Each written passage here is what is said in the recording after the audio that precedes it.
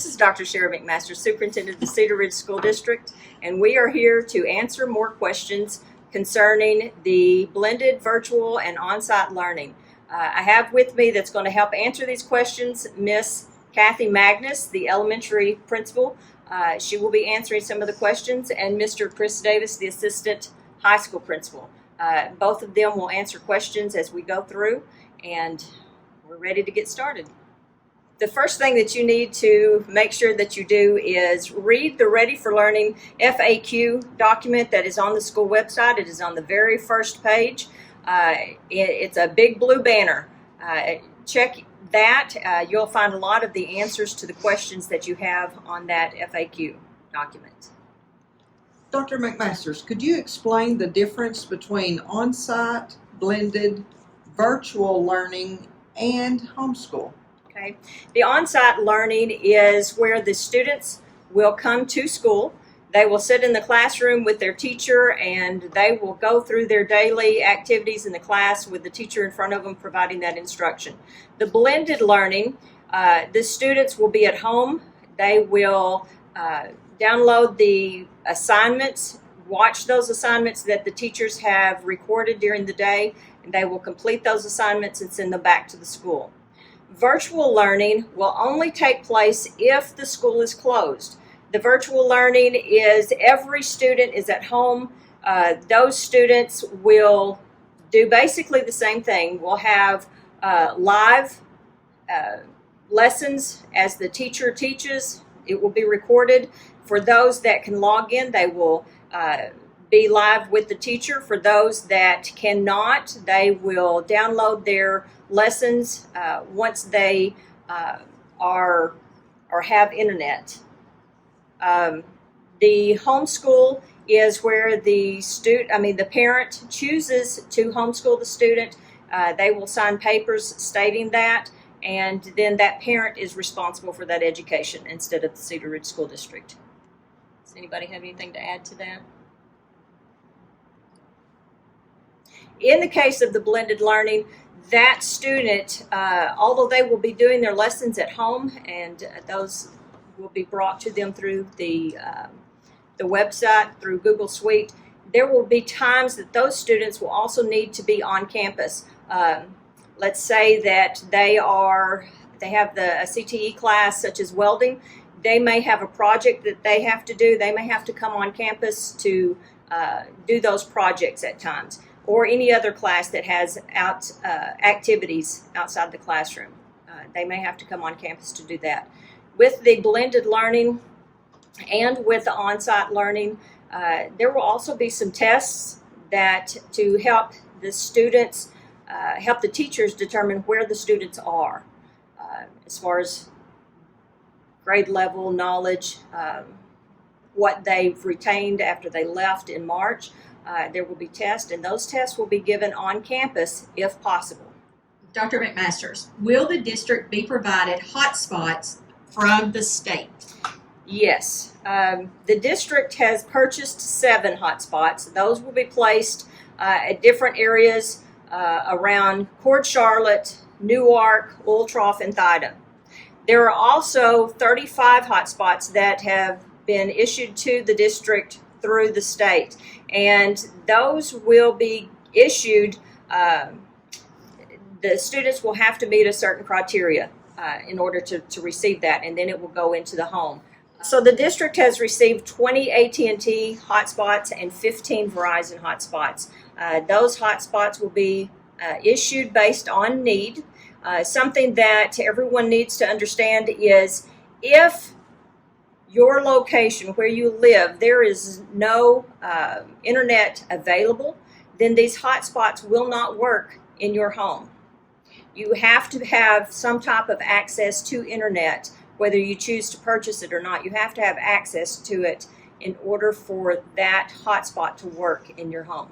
So the 35 hotspots that we've received from the state, we do not have them in our possession at this time, but they have been ordered. We have turned in the number that we needed, and we're waiting to receive those.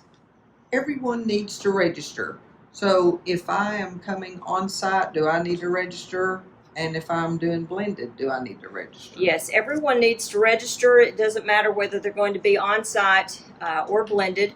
And again, virtual is only if we have to close the school for a period of time. But they do need to register. If you are going to register for blended learning, that needs to be done by the 17th of August. Every student will receive a Chromebook. The parents need to complete the Chromebook agreement for them to receive that. It will look a little different in each building, so we're going to let Miss Kathy Magness answer for the elementary. Yes, as you register and you make the decision whether you're going to be blended by the 17th, you're making that decision, then that day when you register, we will assign you a Chromebook and a charger. And you will take that home, and your child will be doing all of their learning from that Chromebook. Now, if you register and your child is going to physically attend school, those Chromebooks will be kept in the classroom as we normally do, and the child will work on those Chromebooks during the day in the classroom. And Mr. Davis will answer for the high school. In grades 6 through 12, it will be a little bit different. When you fill out your paperwork for registration, you'll also fill out a Chromebook agreement. And as soon as you fill out that Chromebook agreement, a Chromebook will be assigned to you, and it will be your responsibility to keep up with that Chromebook, both for on-site learning, blended learning, and in the case we go home from a governmental shutdown, and virtual learning. Dr. McMasters, if parents decide on the blended learning option for children, will help from teachers be readily available? Yes. Whether it's blended learning or we end up going to virtual learning, the teachers will be available. They will have a time set aside so that they can receive phone calls, emails, answer emails. They will do Google Meet with groups, and so they will be available for help for blended learning and in the case of virtual learning. Will the kindergarten students get Chromebooks for virtual or blended learning? And I will let Miss Kathy Magness answer that question. Yes, our kindergarten students will receive a Chromebook. In regular school time, they work on Chromebooks. It's a training process, but those students will work from a Chromebook. If they choose blended, again, that parent will assign for the responsibility for that Chromebook. They will take it home, and their child will be able to access the learning from home. What are you going to do about a child that refuses to wear a mask? If a student, because all students will be required, kindergarten through 12th grade, and all teachers, faculty and staff to wear a mask. If a student does not wear a mask, we will provide a mask for them to put on. If they still refuse to put it on, or another day they come in and they don't want to wear their mask, then the parents will be contacted, and they will determine which method of education that they want their student to receive, because they will not be allowed to on campus without a mask. Dr. McMasters, will students get to interact with other children? Yes, students will interact with other children. We're going to practice social distancing to the best of our ability in the classroom, in the hall, wherever they are. But they will get to interact. They will get to talk to each other. They will have recess time in the elementary, and they will have break time or lunchtime in the high school. There will be time to visit, just not close together. Anybody want to add anything to that for your building? There will be periodic downtimes when we are distancing in the classroom, where that child could probably have a little relief from the mask as long as we are distancing, where it won't be worn just continuously all day long. Dr. McMasters, is it an option to keep students home and do blended learning in the beginning? And then, if so, I decide to bring my child back, can they just come back at any time? Yes, we would ask that parents choose a method of learning, whether it's on-site or blended, from the beginning, and try to stick with that decision through the semester. But if they start out with blended learning and decide that that's just not working for their child, then yes, they can come back on campus, and vice versa. If they start school on site but the parents are concerned, then they will be given the opportunity to switch. Is there going to be any help for people who don't have internet and can't afford it to reach to their house? Okay. Families that do not have internet at their home, the hotspots that are set up around in the different communities, they will have to drive to those areas to receive internet. Those lessons can be downloaded and then they can go back home to do the lessons. And it's not like they're going to have to sit there in that parking lot the entire time to do the lesson. But the only other option is the hotspots that the state provides, and again, those will be issued to students with the greatest need. What will be the social distance guidelines, and what will happen for failure to do so? The social distance guidelines, we are trying to follow the CDC to the very best of our ability. We cannot guarantee that there is always going to be a 6-foot space between every student, but during those times we will make sure that they have their mask on. We will provide hand sanitizers, and then the students will wear the mask, and this is in hopes of keeping anyone from contracting COVID on our campus. To if anyone's coughing, sneezing, to keep your germs to yourself. Dr. McMasters, will the buses run, and how will bus rides be handled? The buses will run. Some of the buses, the students will have assigned seating on the buses to try to keep families together in certain sections. The buses at times will have too many students on there to be able to social distance, so students will be required to wear the masks. They will have hand sanitizer when they enter and leave the bus that they can use. If a parent is not comfortable with that method of transportation to and from school, then we suggest that the parent bring their student to school and then pick them up. Will children be allowed to eat in the lunchroom? Yes, students will be allowed to eat in the lunchroom, but I'm going to let each building principal answer that question. So Ms. Kathy Magness. Yes. For breakfast, we have a different plan this year because there are a larger number of students in the cafeteria during breakfast, and we cannot social distance. So children, when they enter the building, have their temperature checked, they go straight to the cafeteria, pick up their breakfast, and go to their homeroom classroom teacher. They will have their breakfast in there, and then we will dispose of that trash accordingly. Then for lunch, we are scheduled different lunch periods, and we have already done some spacing in the cafeteria where children will practice social distancing, and they will get to enjoy each other's company, but it will be at a distance. Mr. Davis. At the high school, we will have a grab-and-go breakfast where students will go through and pick up their breakfast, and then they will eat in the classrooms or in the commons area, spread out. For lunch, we've had to institute a third lunch that will split fourth period. 6th and 7th grade will eat. They will be spaced in the cafeteria, in the commons area, and outside the library. We have enough accommodations to space people out effectively. 8th grade will be by themselves. They will have plenty of space to eat if we utilize the commons area and the cafeteria. And then 9 through 12, the same setup will apply. There's enough spaces for people to eat, 4 to a table, and then spread out in the commons area and just outside the senior pod. So 3 lunches, we should be more than adequate to apply the space needed for everybody to social distance and eat. How will the process for car riders change this year? Ms. Magness. Yes, for car riders this year, it's somewhat different. We still have a south entrance and a north entrance.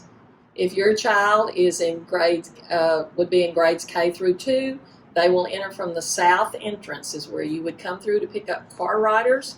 And this year we're forming 2 lines of traffic to speed the process up, since we might have more car riders than in the past. On the north side, children in grades 3 through 5 will be picked up on the north entrance. Again, you will come into the main entrance there with 2 lines of traffic. We are asking, when you get to the curved area, you work your way into a single line. We will have signs up saying 4 cars at a time. and 4 cars will go up. Your child will be loaded into the vehicle, and we ask that you please stay in your vehicle. Let our assigned duty people load those children. Then from both sides, whether south or north, then you will exit the main drive down the center of the campus. We have things in place. If you have a preschool child, you can go into the preschool building, pick up your child, and again, then work your way into the traffic flow right where it begins to curve, where you form a single line to pick up children in the car rider line. As far as when the students come out of the building, we are spacing cones. We will put families together to stand together. Other children will social distance along the sidewalk until they are picked up. You said that the parents that have preschoolers would be able to go into the building. They don't necessarily go into the building. You're talking about being able to drive pick to them up. yes. Drive to the building. Yes. They can Yes. drive to the building, pick their child up, whatever arrangements preschool has made, and then exit that drive and come into our drive and work their way into the traffic flow. Okay. Mr. Davis. In the high schools, grades 6 through 12, in the past, I think there's been multiple drop-off spots for kids in the middle school or the high school. This year will be a little bit different. Everybody dropping a student off at the high school will have to, or the middle school, will have to turn in through the main entrance by the administration office and drop off underneath the awning, the main doors in the high school building. The first couple days of school, our plan is to have some volunteer deputies and reserve officers kind of be there to help direct traffic, but the plan is that since everybody's got to get their temperature checked, to everybody come through the main doors and then drop off underneath the awning and exit out the north entrance. And I might add, at the elementary in the mornings, of course the afternoon is usually our biggest concern for car riders. The traffic flow in the mornings is a little bit slower, but when you bring your child this year, everyone will come in from the south entrance in the mornings and let their child out at the main entrance. And it does have a big blue sign that says entrance, and that's where the children will be let out to come into the building, since we will not have our other door open. That's usually comes straight into the cafeteria. Main entrance, temperature check, then go down to get breakfast. How will all of these changes that we've been talking about be explained to the children? Well, in elementary, our first of all, to parents, in our registration packet, we have a car and bus rider procedure form that is in there where parents can read all the details that we've been sharing with you. But the children will be directed by their homeroom teachers. They will discuss, talk about these procedures. It might be an everyday discussion for the first few days where children will get into the routine of how things are going to take place at Cedar Ridge Elementary. Well, because of social distancing guidelines, we won't be able to have an assembly with all the students together, so we're going to try to run that through our advisory groups. Those groups are assigned to certain teachers, and so we will provide the expectations to the teachers about what rules they need to explain to the students and the new practices and how we're going to ensure that people wear masks and how lunches will operate and breakfast. So that will all be explained the first day of school through advisory groups at the high school. If your child does the blended learning and then they decide they want to attend school, can they come back? Yes. If a parent has chosen to sign their student up for the blended learning, they start and they've tried it and it's just not working for that student, they will be able to switch and enroll them back into on-site learning. If a child tests positive for the virus, what happens then?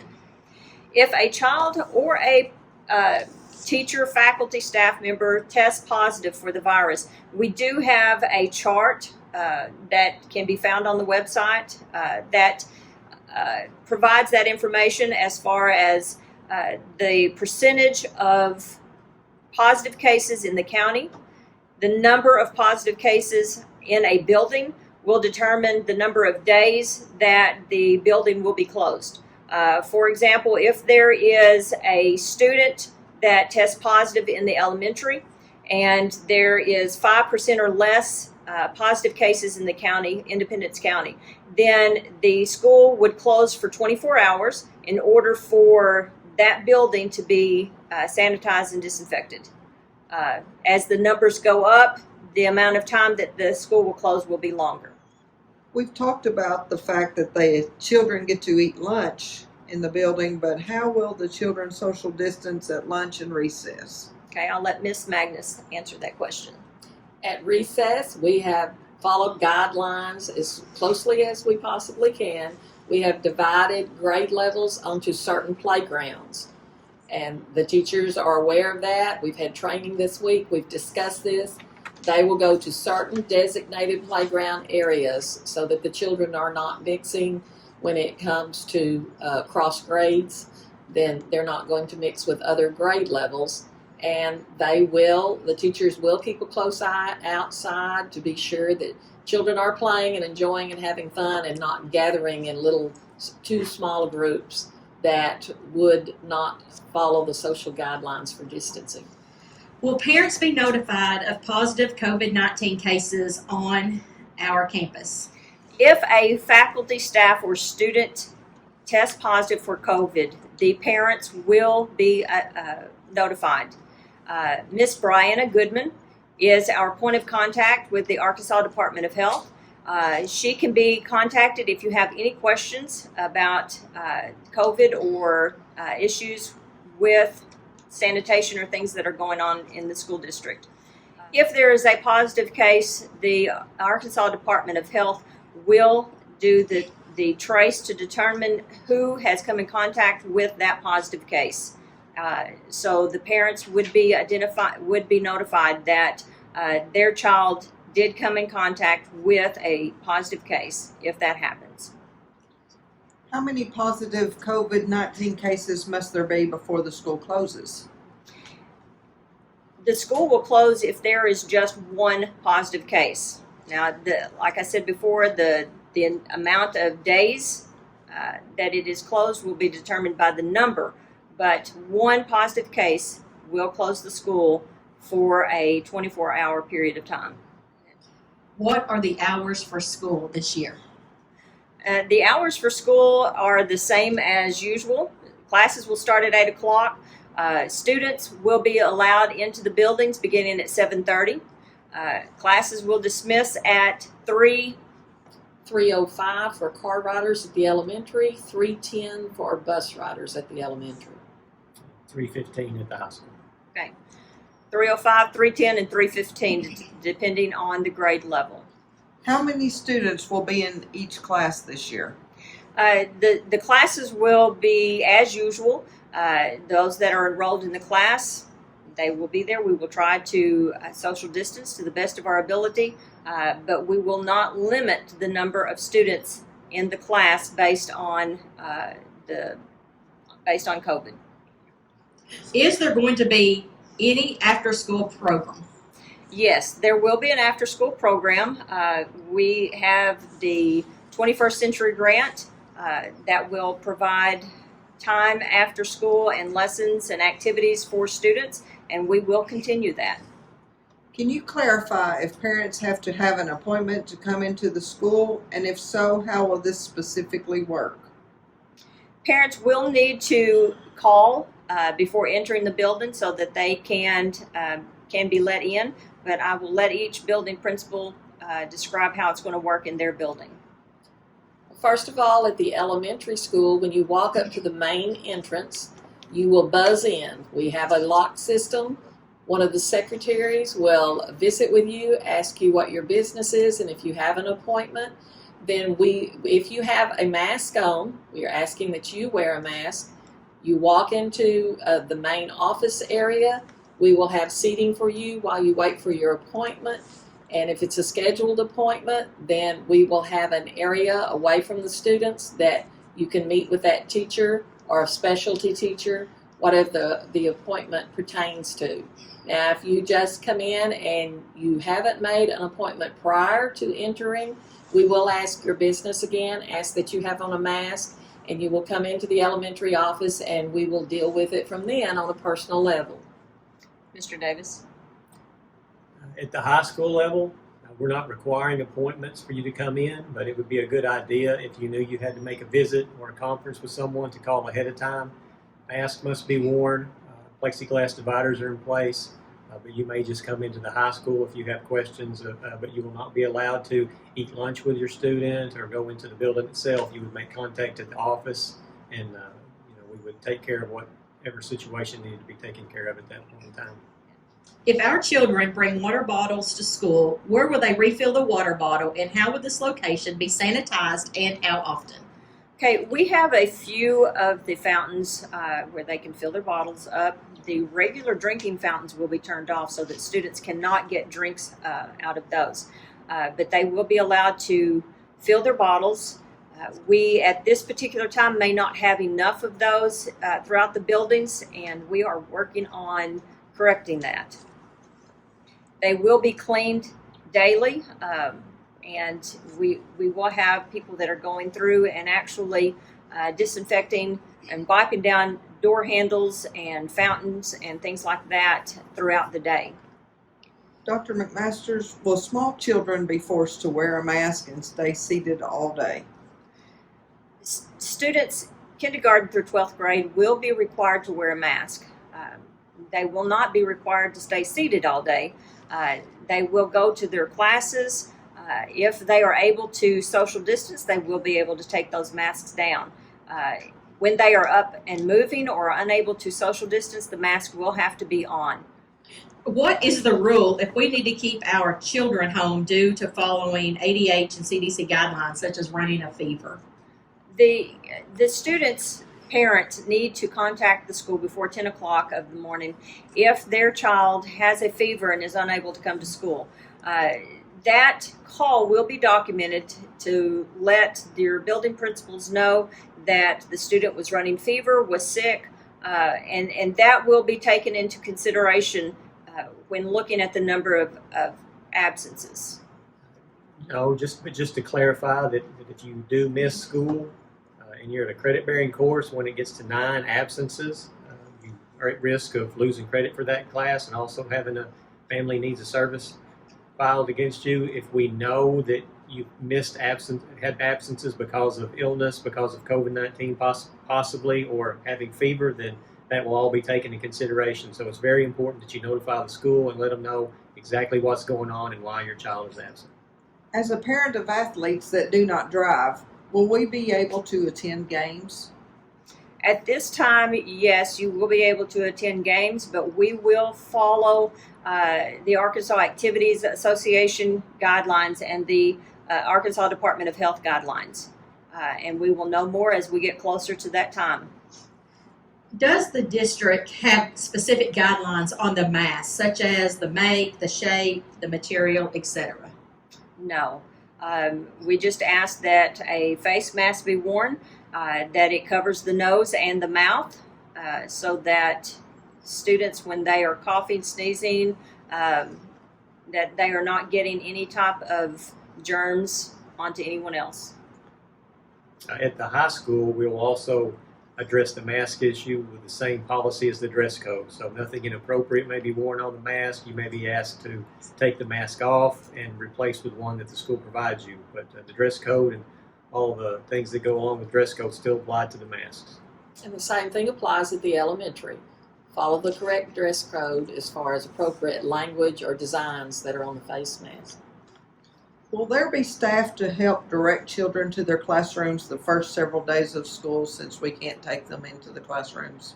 Yes, there will be staff available, and Miss Magness in the elementary. Yes, at elementary, we will have people designated in the front hall by the main entrance and in the cafeteria, also at the back where students are entering from the buses. And these people will be there to assist the children. They will have a class list. They will know who the homeroom teacher is. And they will, after the students pick up their breakfast, they will show them which classroom to go to. As they're entering the main entrance, if they're a car rider, those people will direct them down the hallway to show them where the cafeteria is and where they can pick up breakfast. So we will have all hands on deck, and everyone will be helping, and we will be sure your child is safe and gets to the right spot at the right time. Will students doing the blended learning be doing the same activities and coursework that students on site are doing? Yes, the teachers have gone through some extensive training at this point on Google Suite, and they will be making the assignments to the blended learner the same as the students that will be on site. If a child starts in school and parents decide after a week or so it's too risky, can they switch to blended? Yes. Students will be able to rotate out of the on-site learning to blended learning if the parents are concerned about possible contact. Again, we ask that you give it a semester, but we understand that situations may change and that the parents may choose to do something different. And may I add that at the elementary, if you make that decision, we would like for you to come by the elementary. We will already have the registration information. But to assist our littles that go home on a school bus, if you just decide one afternoon that the next day they may not be returning, we would like to know that information, and then we would like to physically hand you their Chromebook and their charger where you can take that home where it will not be damaged. Will high school students be able to leave for lunch? And the answer is no. Cedar Ridge will have a closed campus beginning this year. Students, once they arrive on campus, will stay until their time to be dismissed, whether they ride a bus, or if they take courses off campus at UACCB or at Arkansas Newport. Whichever place that they choose to take those classes, they will be allowed to leave for that. If they have jobs in the afternoon, they will be allowed to leave to go to their job, but those are the only reasons that they would be able to leave campus. Can parents bring food to their child during the school day? And the answer again is no. Parents will not be able to drop off food for their child. We are trying to maintain a safe environment for our students, to keep things sanitized and disinfected as much as possible. And that requires that once the students get on campus, they stay on campus, and that we have as few visitors as possible.